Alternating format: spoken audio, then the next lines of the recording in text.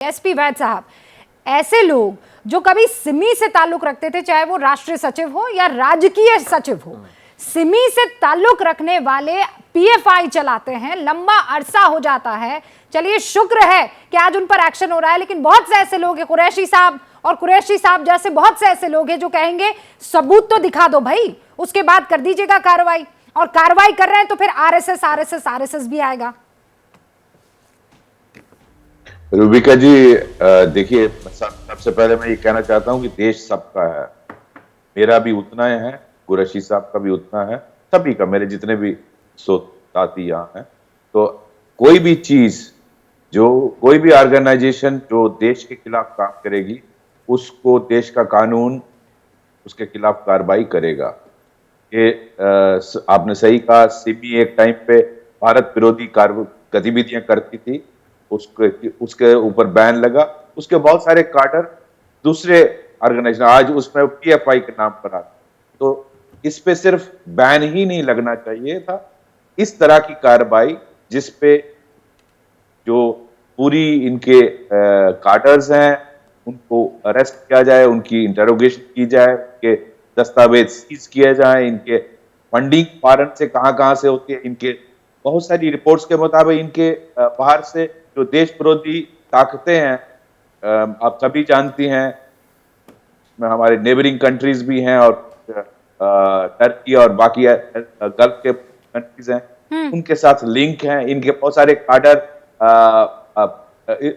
ISIS और अल कायदा के बहुत सारे यंग माइंड मुस्लिम इंप्रेशनेबल यूथ को ये ट्रेनिंग और रेडिकलाइज करते हैं। आपने देखा इस तरह का प्लान गजबे हिंद का बिहार से निकला।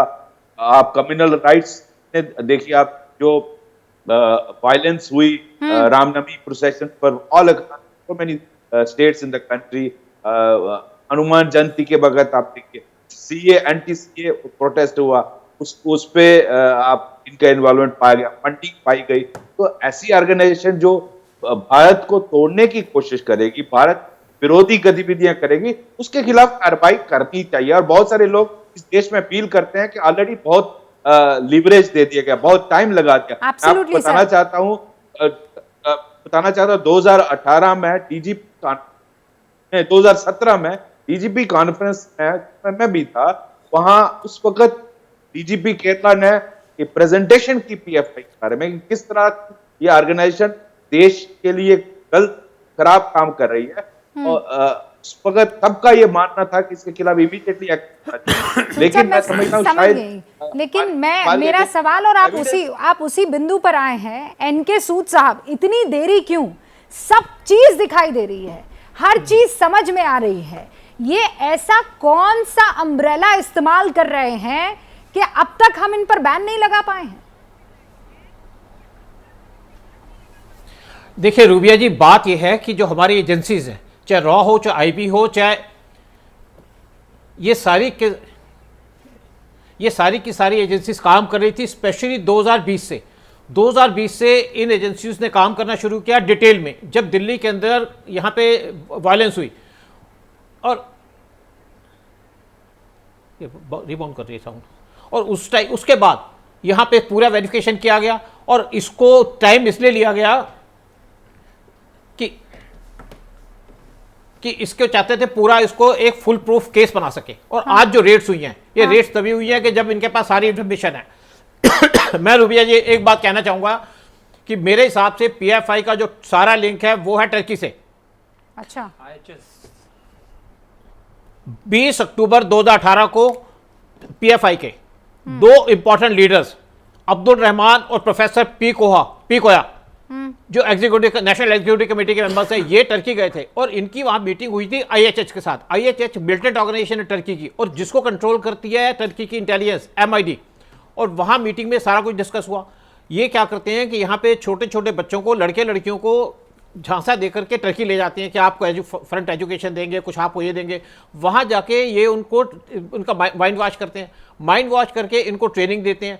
और जो टर्की के प्रेसिडेंट है एर्डोगन, वो आज फंडामेंटलिस्ट हैं। आप देखिए किस तरीके से चाहते हैं कि हार्ड लाइन जो इस्लामिक कल्चर है वो यहाँ पे फैले, और उनका एक पर्पस है इंडिया के अंदर डिस्टर्बेंसेस लाना, चाहे कश्मीर हो चाहे बाकी पार्ट्स पे, यहाँ पे एजिटेशन करवाना। तो जब यह सारी इनके पास इंफॉर्मेशन आई है, उसके बाद गवर्नमेंट ने काम करना शुरू किया। इवन रशिया ने IHH के खिलाफ कंप्लेंट की थी यूएन के अंदर 2016 में। हाँ। उसने कहा था इस ऑर्गेनाइजेशन के लिंक है अलकायदा से, ISIS से। आपने देखा होगा कि जब एक काबुल में एक गुरुद्वारे पे अटैक हुआ था, ISIS के लोगों ने किया था, उसमें नहीं तो एक सूद केरला का साहब, यूथ इतना टाइम काहे जिसका लग लिंक गया? था ISIS। मेरा सवाल ये है, सारा ये का सब सारा- चीज, ये सब, मैं दोबारा उसी सवाल पर जा रही हूँ, इतना वक्त क्यों लग गया? सारे प्रूफ दिखाई दे रहे हैं, सारे लिंक दिखाई दे रहे हैं, उसके बावजूद कोई कार्रवाई नहीं हो पाती, और होती है तो अब होती है छापेमारी के रूप में।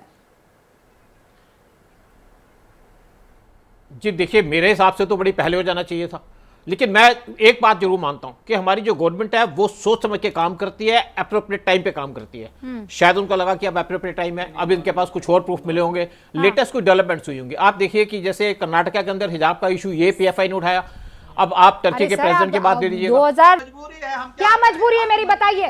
मैं अभी आपको बताती हूँ कि मैंने ओए होए होए होए होए, नमकीन के चटकारे लेते हुए टकटकी मार के डिबेट शो को पॉज रिपीट कर कर के देख रहे हैं जोगिंदर जी। इनकी तरह आप भी देखें अपनी फेवरेट डिबेट्स को रिपीट कर, और डाउनलोड कीजिए ABP लाइव ऐप अपने स्मार्ट टीवी पर।